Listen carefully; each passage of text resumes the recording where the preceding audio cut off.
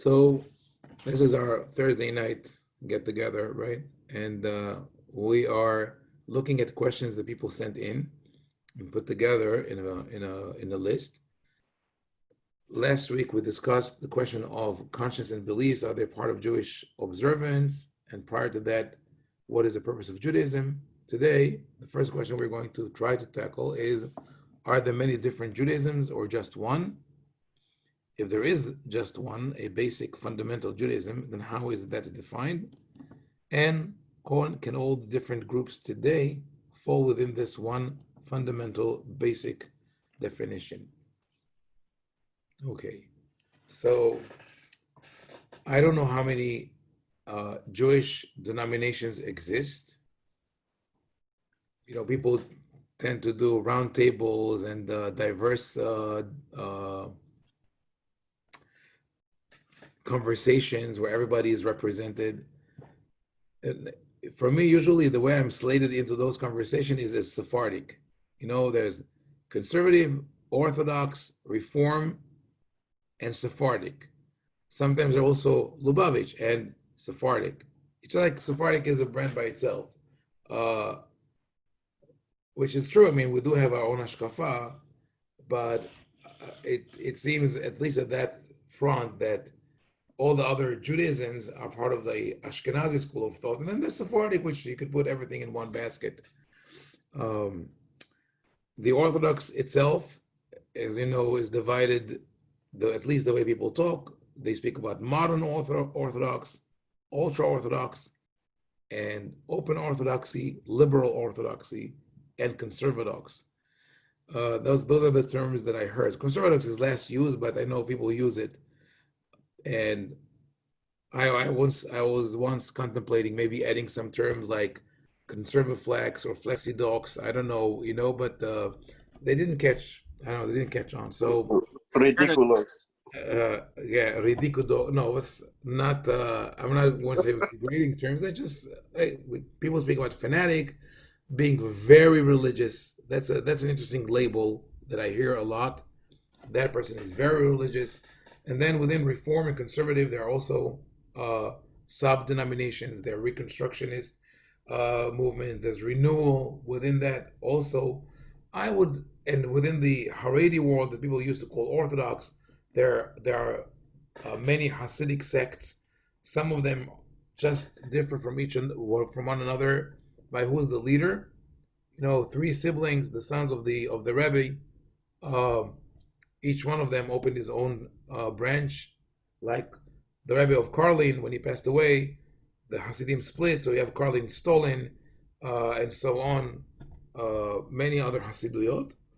But even within the Hasidic world, you have some Hasiduyot, some Hasidic branches that have very strong ideology, like Lubavitch, Satmar, Gur, Belz, Rab Nachman of Breslov, of course, the Izvitcher Rebbe, the Mea Shiloh. And then the Haredi world divides into Hasidic and Litvish or Litvak, and in between them there's a sort of a denomination called Hamish. If you come from a Hasidic home and you're religious, but you're not really the yeshiva type. So I don't know how many denominations are there. I would say that roughly we could put it about on 100, roughly 100, and more generally at maybe around 10 major denominations. With Christianity, just for comparison, I don't know what is the situations today. Last time I read an article on that, maybe it was 10 years ago, there were 22,000 denominations of Christianity in the United States, which might come as a surprise to some of you. Some of them are simply divided along the line of the 1947 Northern Conference and the 1968 Southern Conference, and making decisions on dogma, etc. But having all that in mind, going back to the original question, is there one Judaism or many Judaisms? So, and if there is, how you define the basic lines of that Judaism, and do we put all the the movements or denominations that exist today under this label. And maybe something that the question didn't mention, how do we refer to individuals? How do individuals fall under that label? How can you say whether someone is Jewish or not? What makes that decision? Yes, Ariel? Well, also, I was going to say the different forms of Judaism throughout history. Right. There were many different forms of Judaism throughout history. And it seems that with every division, some of the branches, some of the ramifications disappeared, and others took over and became sort of the central, the mainstay of what Judaism is. If you take it to an extreme, you could even say that Christianity was a branch that strayed off Judaism, because the original Christians were all from Orthodox Jews, to the extent that the rabbis had to create a special blessing to filter them out of the synagogue. The bracha of "V'la marshinim al tikva," may the heretics be destroyed and annihilated, and all that was directed at Christian Jews who would come to the synagogue, and they looked exactly like any Orthodox Jews, only that they believed that Jesus is the Mashiach. So the rabbis wanted them to feel uncomfortable in the synagogue, so they created this blessing. Eventually, a new form of Christianity was suggested by Paul, where you didn't have to do the mitzvot, where non-Jews were welcome, and it went in a different direction. It was much more marketable than Judaism. Judaism is a tough religion to follow. If you just go for the external characteristics, so you come to the market and say, okay, what do you have to offer? We can offer you Gan Eden, redemption, purpose in life. Beautiful. What do I have to do with that? Okay, we'll start off by chopping a piece of your body, right? And then we'll get you through some learning for a while, and then we'll investigate if you're sincere, and then we'll sit you with a committee and a bedin, and then and then you will be in a year or two, you'll be almost just like one of us. Rabbi. Yes. I heard I don't know if this is true, maybe somebody can confirm it, but I heard in the UK, in order to do Gior, you have to actually not only move into a Jewish community, but be adopted by a family and also change your name legally. It could be. It's very possible. So now you go to the other. I mean, it wasn't like that in early Judaism. I'm exaggerating, but as 100, 200 years after the birth of Christianity in the 2nd, 3rd century, it was much easier to become a Christian than a Jew. If you wanted to be a Christian, they asked, so okay, what do you have to offer? Redemption. Redemption, that's great. Heaven. What do I have to do? You have to believe that Jesus is the Messiah. Even before, believing that he's the Son of God or anything like that. Just the Messiah, that he delivered all of humanity. Oh, that's great. Yeah, and what do I have to do in return? Like, I have to, any mitzvot, any concepts, the Shabbat? No, nothing. That's it, you're good. Just believe and you're, oh, wow, that's easy. That's why, community flourished where Judaism remained, small as it is. That's one of the reasons. I think that to say, what is true Judaism is very difficult, because we have, what do we have? We could look at texts and we could rely on tradition. Texts are given to interpretation. Tradition depends on trust. You have to trust the person who transmits the tradition to you, that person received it correctly and is conveying it correctly. And maybe you would say he or she are only a vessel and not a processor, meaning when the message goes through them, it does not change because of who they are. I'm talking from the perspective of someone who believes in the divinity of the Torah, right? The divine word was delivered to the prophets to the next generation, etc., etc. How do we know that in each and every generation, the transmitters of the Mesorah were people who adhered to it completely without changing it. And when we go through our literature, we have enough cases of people who were ostracized by their colleagues, rabbis, scholars, people who went, you could say, off the derech. In the Talmud, in the Mishnah and the Talmud, we know of Elisha ben Avuya, who they said lost his way.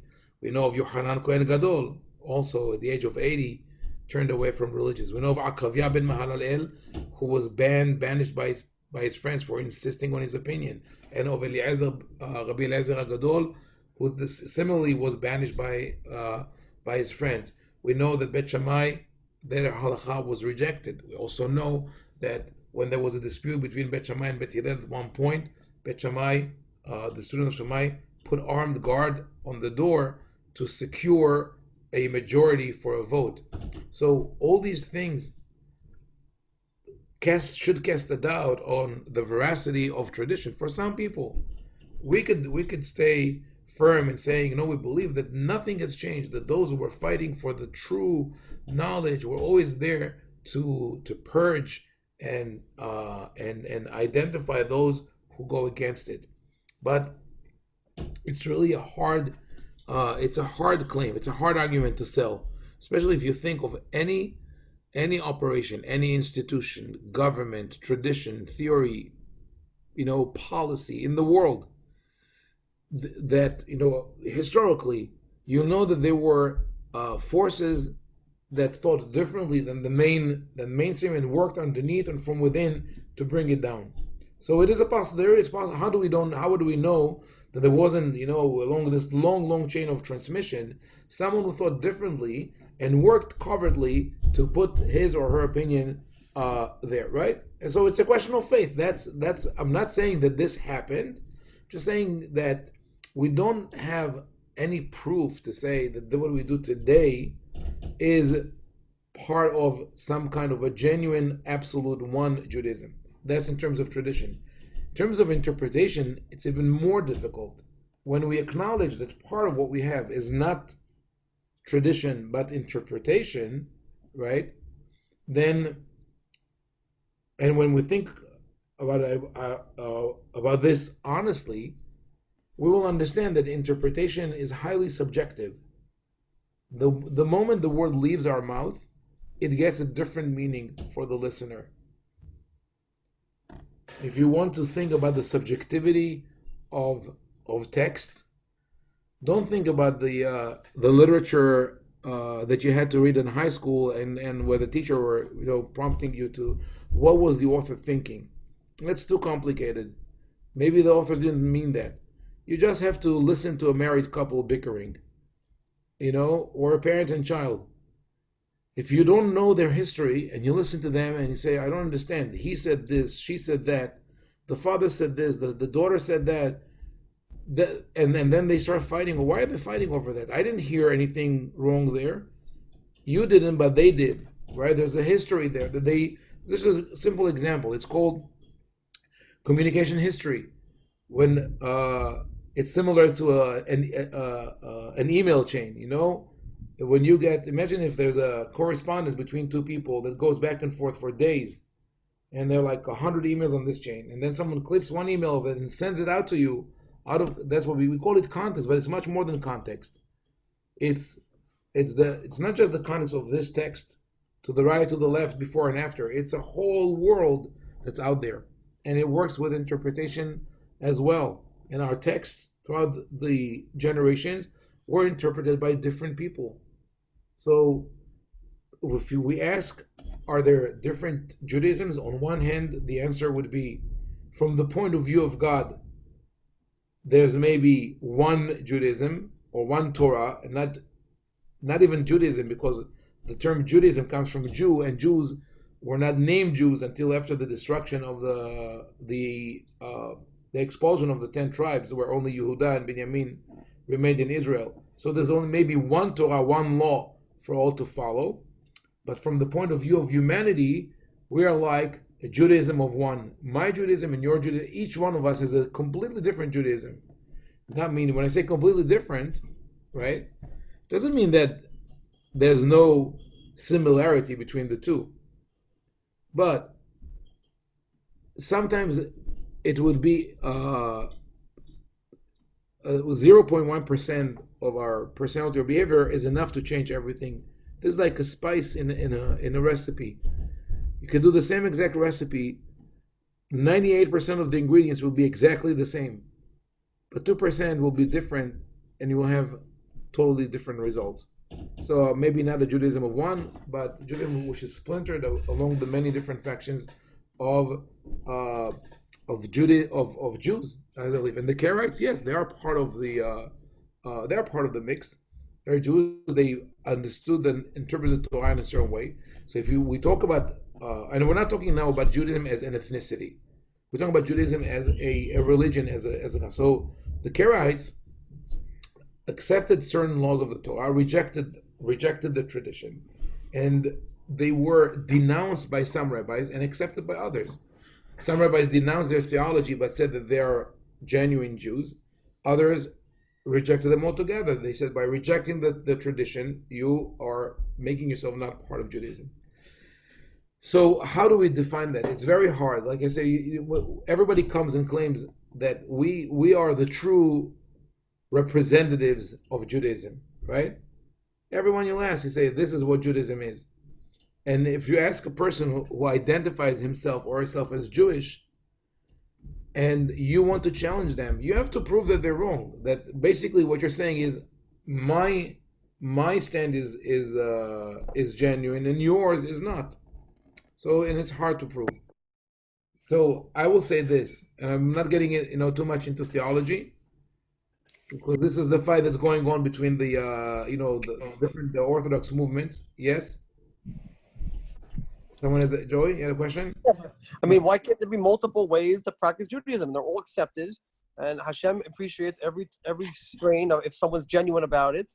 And why does it have to be exclusive to say this one's right and the other are wrong? You could have multiple right ones, and everyone's can get along. And you don't bother me, I don't bother you. Your Judaism is good for you. Mine is good for me. And I'm Kishe Oref. So yeah. So I agree with that, and that's what I wanted to say. You could claim that from the point of view of God, there's one Torah, and then here on earth, you can have one Torah because we are subjective, we're different. Each one of us has different experiences and different needs and necessities, and this is reflected. And I'll go back to what I wanted to say before in a second. This is reflected in a beautiful midrash about the creation of the world. The midrash says that when God was contemplating the creation of the world, all the letters of the alphabet came to speak with God, claiming that they should be the ones with which the world will be created. And it started from Taf, Shin. So each one of the letters comes and says, the world should be created with me. Taf. Why? Because the letter Taf stands for Torah. And God says, no, Tav also has a negative meaning and casts it away. Shin says Shalom. Hashem says, no, Shin is also for Sheker. Resh is for Rahamim. Hashem says, no, Resh is for Resha. And so on. All the letters are rejected until God gets to the letter Bet. And the letter Bet says, the world should be created with me because Bet stands for Beracha, blessing. And Hashem says, oh, but wonderful, I'll create the world with you.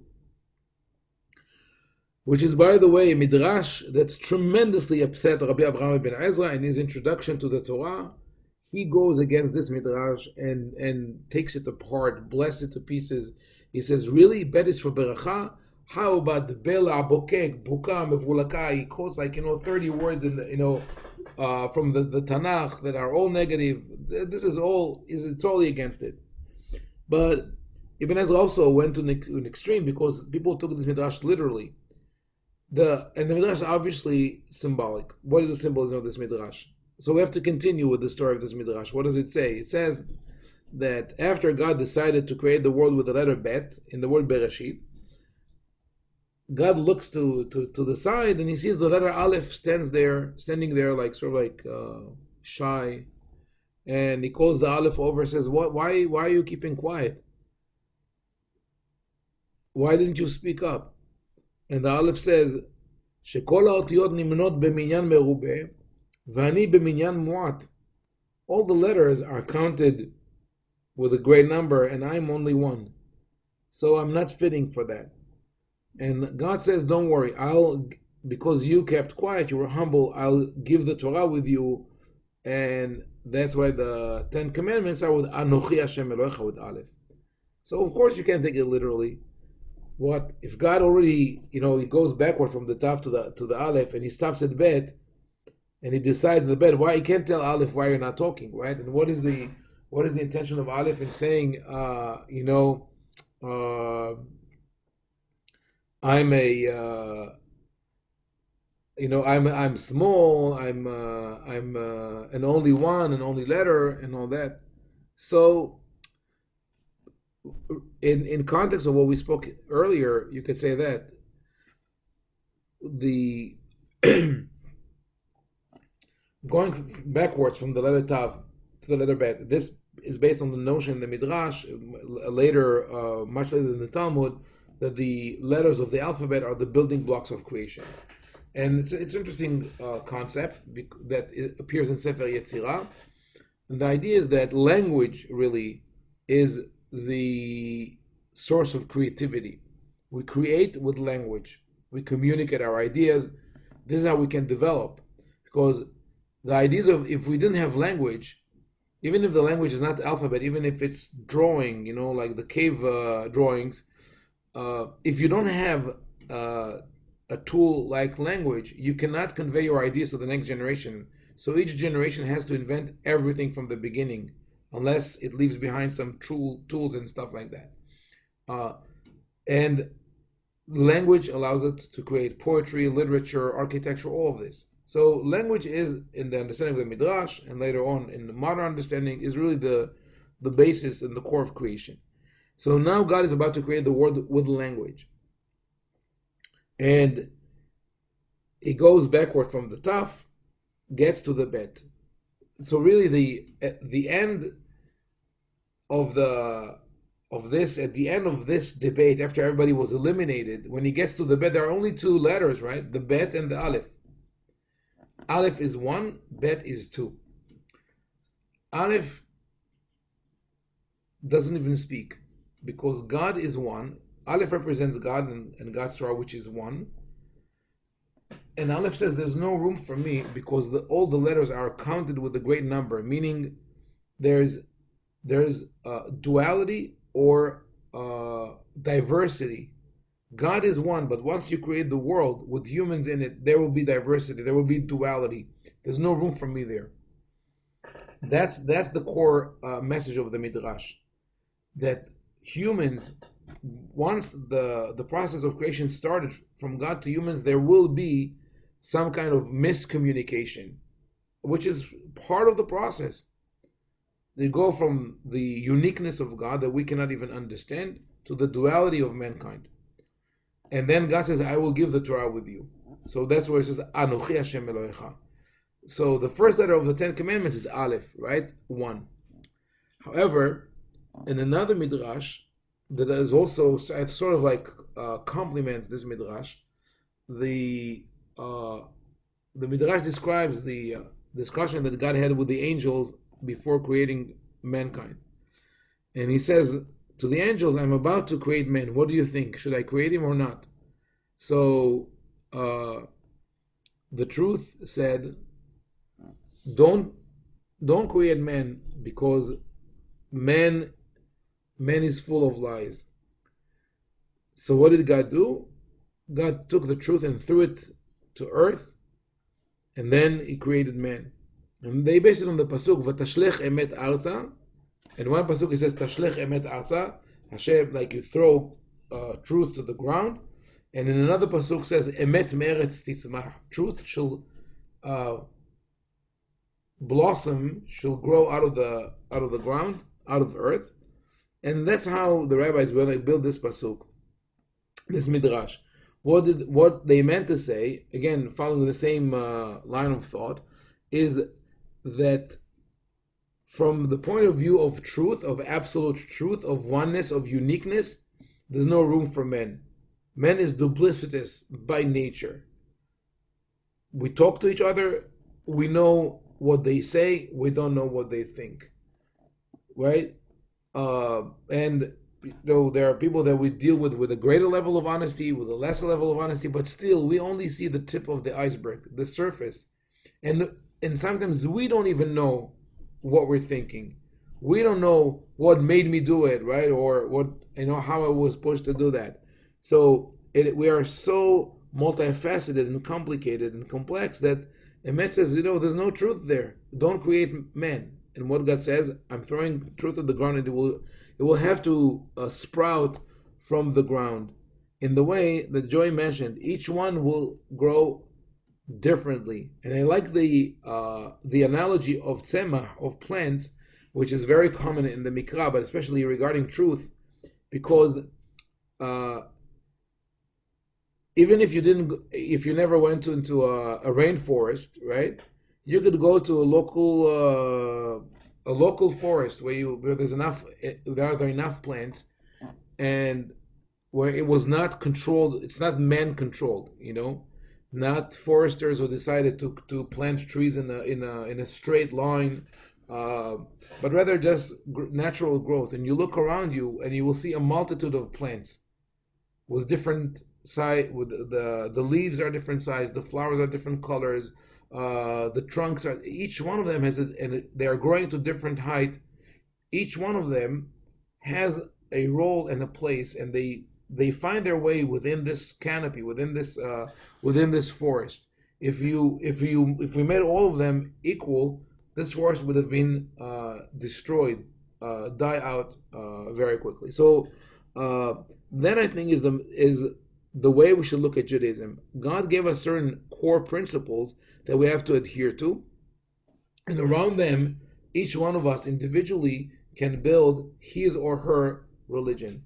The problem is that, historically speaking, that we've transitioned from a nomad society. We went through serious transitions from a nomad society, going to Egypt, coming out as slaves, receiving the Torah, coming to Eretz Israel, settling down first as conquerors, then as an agrarian society, then going in exile into the Babylonian exile, and coming back and settling down, and then turning slowly from an agrarian society to an urban society, and then under Greek influence, being exposed to other cultures.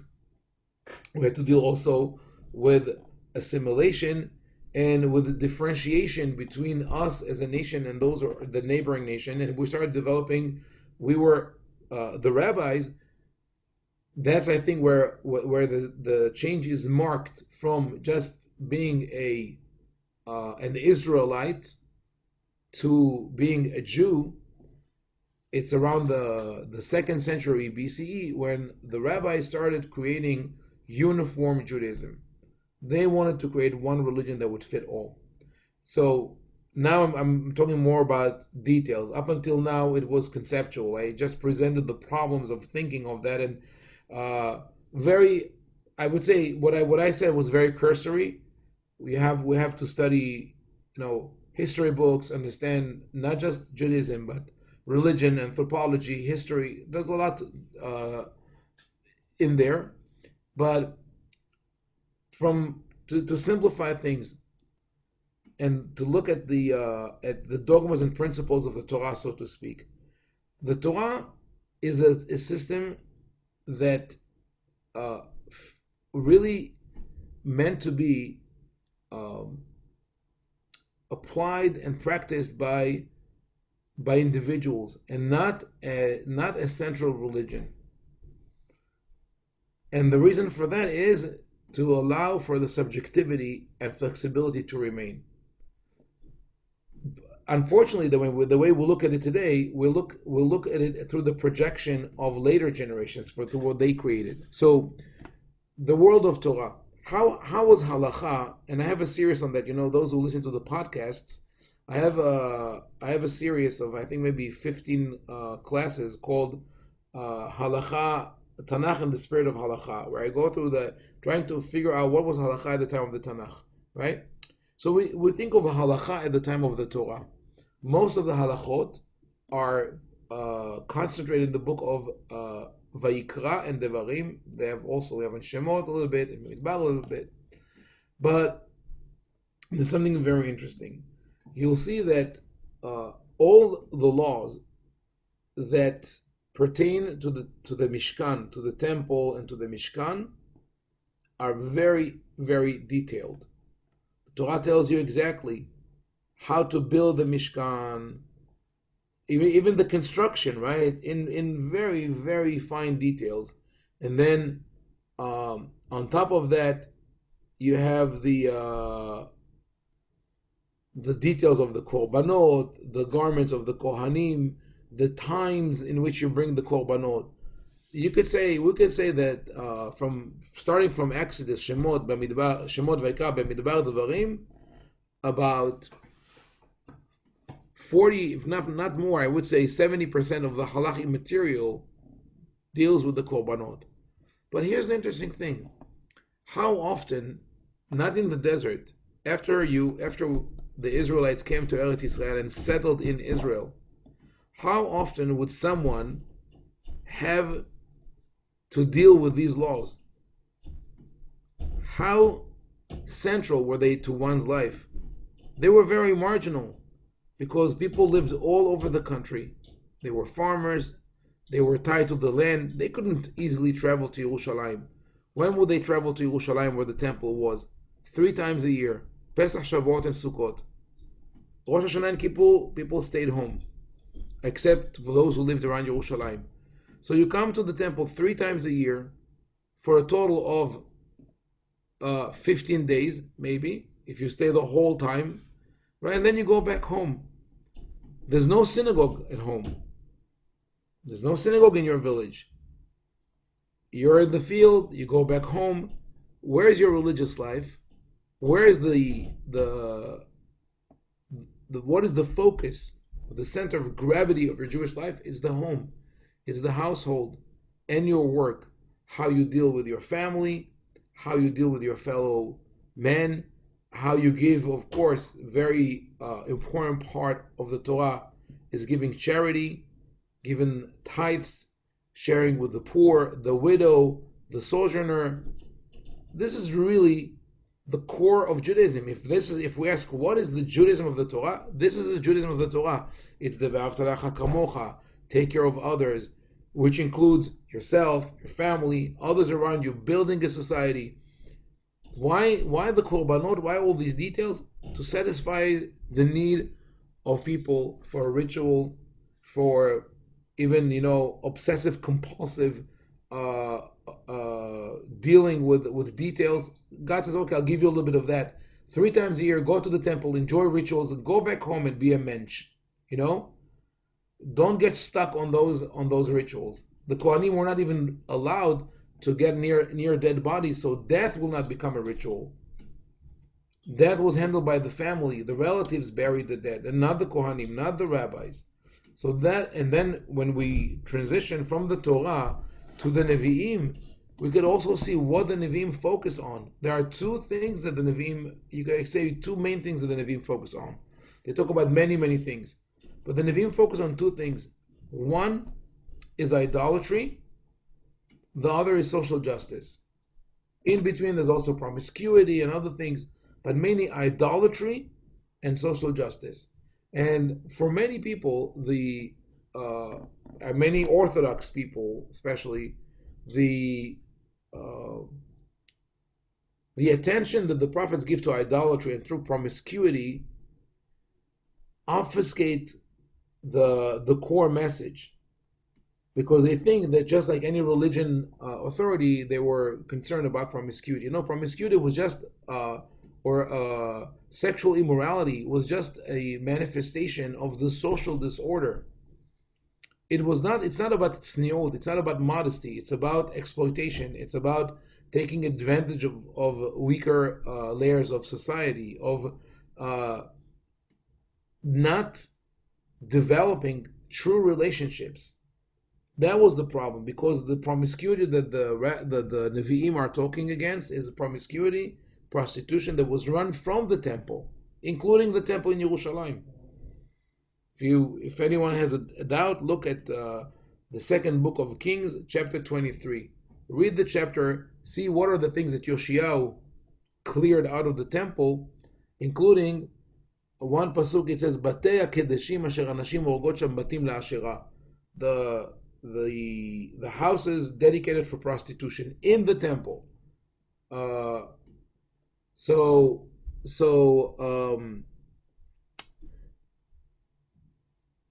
That concern of the Nevi'im is, as I said, is part of the social order, and also connected to idolatry. Why are they obsessed with idolatry? Why are they so concerned about idolatry? Again, some people have the wrong notion that they're protecting God's honor.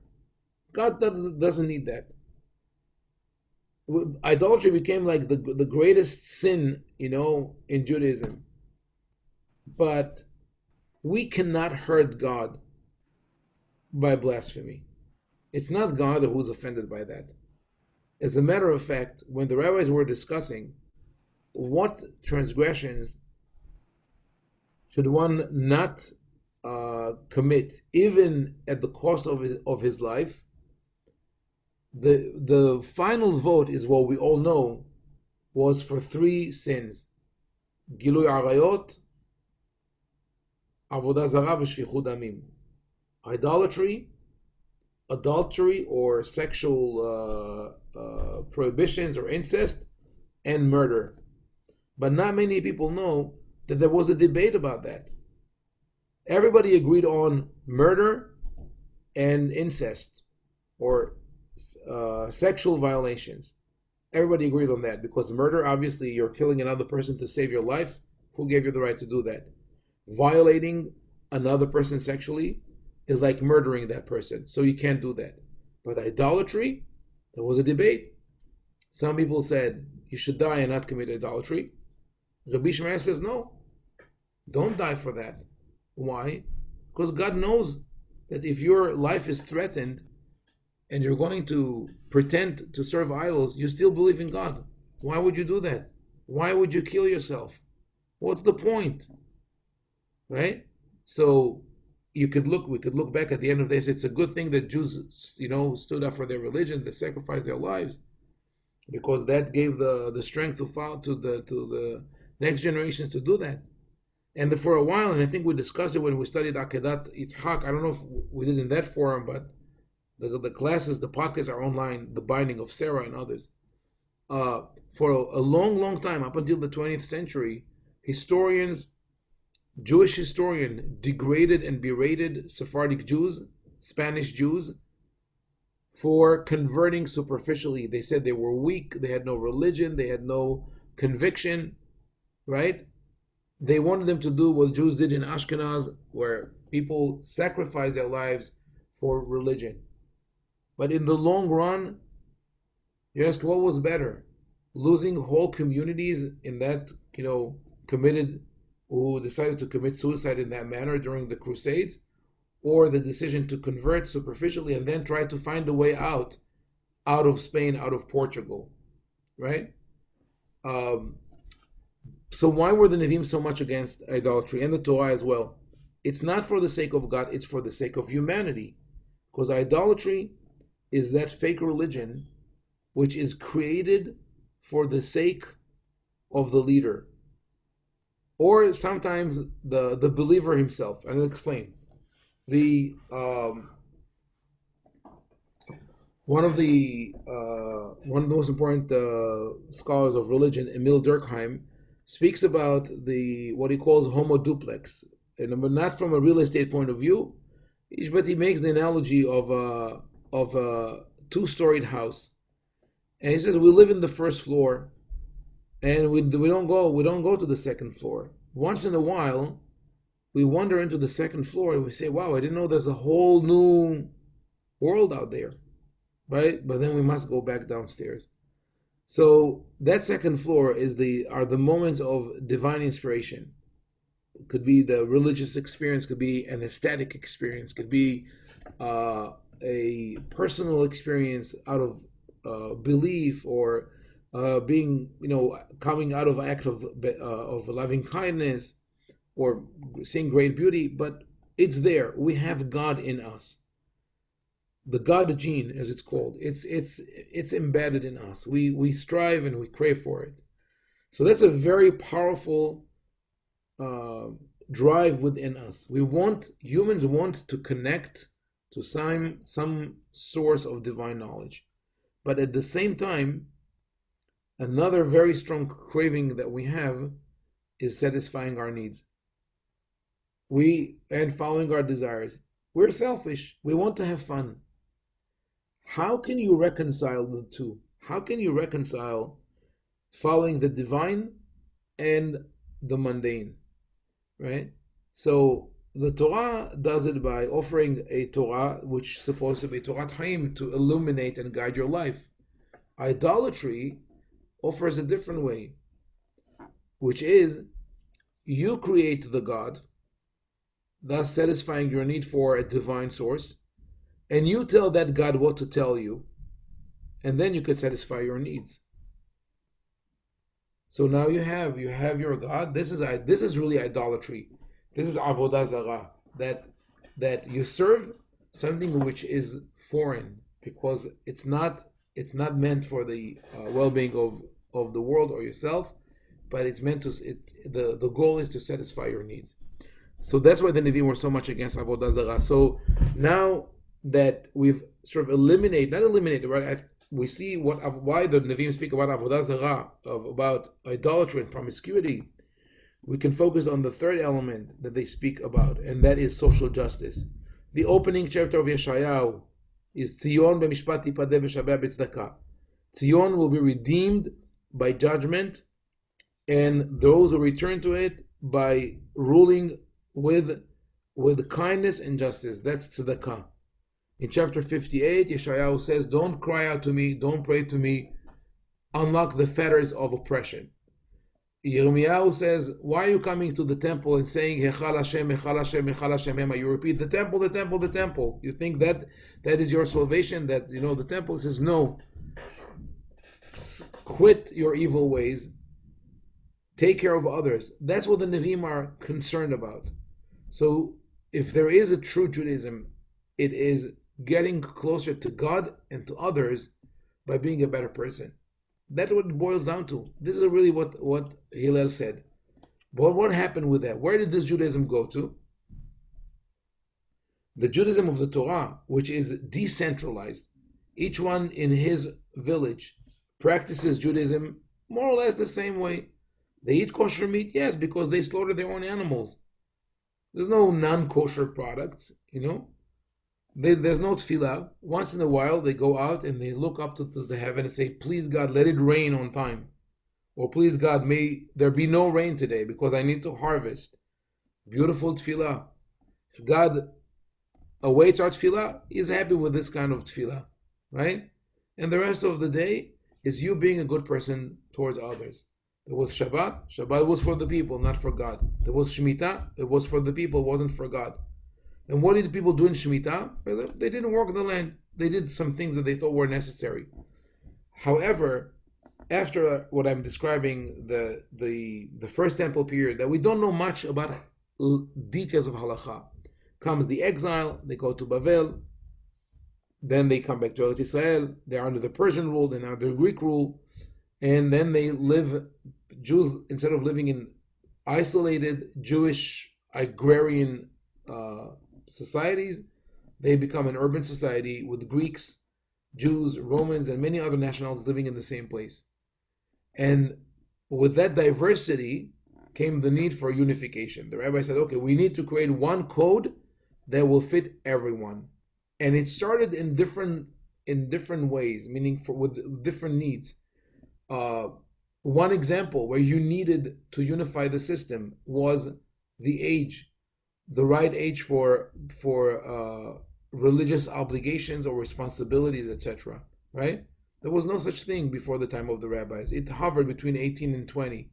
And sometimes you had to conduct a specific test to see whether a child is responsible or understanding of what they're doing. Then another issue was the melachot of Shabbat, which we spoke about.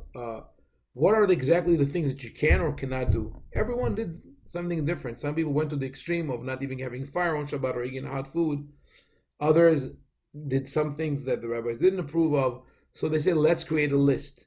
and they created a list of 39 melachot. It did not come as a tradition, and the Talmud actually says that. They said the list was created by Rabbi Yehuda Nasi. It's a 2nd century creation, and so on. The what we follow today, in general, you could say is rabbinic Judaism. All the splinters that splintered to what we have today broke off that main log that is rabbinic Judaism, that unified, tried to create a uniform halacha, to create dates, times, measurements for everything. And they thought it works well because once everything is defined, you know exactly what to do. The problem is, once you create a list, it becomes rigid, then you look at this text and say, okay, how do I break it apart? Comes the age of interpretation. And like I said before, interpretation is subjective. So you will have debates. And out of these debates, after 100, 200 years, someone will say, wait a second, too much material.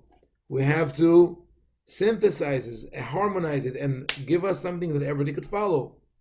And it took a while until the Rambam did that, almost 1,000 years after the Mishnah.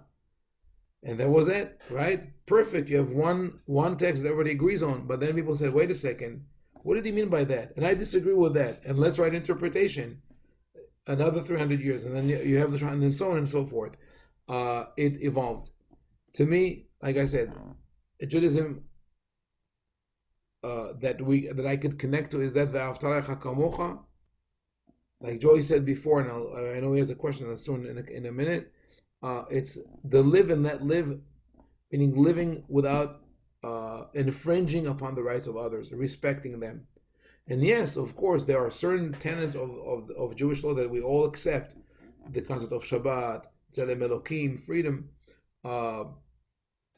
kosher consumption. Yes, we could fight. People could argue about different things, but I think that maybe in the way that Rambam defines, instead of asking what God is, he tells us what God is not.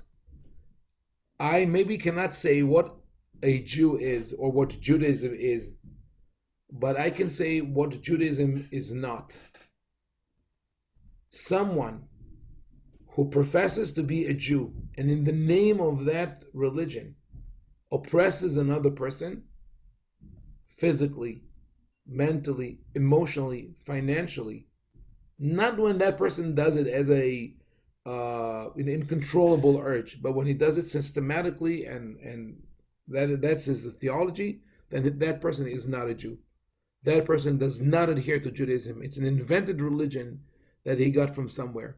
And to me, the really important thing within Judaism is, like as I think within humanity, is first we'll look at what we have in common, and we'll learn to appreciate that, and that's where we should really try to get to see what we share in common as Jews of different backgrounds and practices, and then maybe we could form some kind of a Judaism that we could all agree on, that we have those things that we have in common instead of looking at the differences. But anyway, it's not something to answer in one discussion. I just presented some ideas, and I wanted to have more engagement, but I guess everybody was. I'm joking. Everybody was afraid, right? It's like if you say something, we'll label you as one kind of Jew. So I'm going to stop the recording here, and we'll get 10 minutes before Arvit of questions and answers and open discussion, and we'll continue that general discussion next week. Bezrat Hashem. Give me a second. Litraot.